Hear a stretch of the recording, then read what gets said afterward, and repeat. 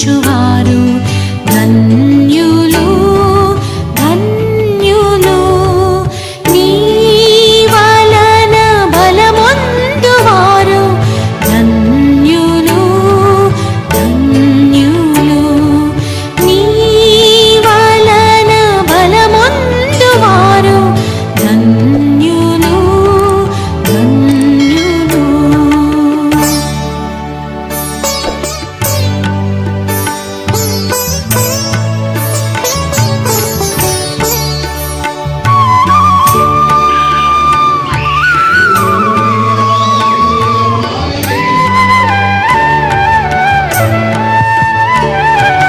యెహోవా నీయందు నమ్మిక గలవారి ధన్యులు. నీ ధర్మశాస్త్రము నందానందం గలవారి ధన్యులు. యెహోవా నీయందు నమ్మిక గలవారి ధన్యులు.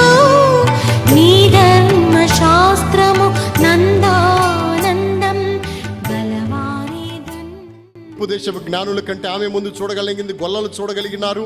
ఆ తర్వాత సుమియోను చూడగలిగినాడు. ఆ తర్వాత అన్న అనే ప్రవక్త్రి, పనుయేలు కుమార్తె ఆషేరు గోత్రికురాలైన ఆ స్త్రీ ఎవరిని చూడగలిగింది?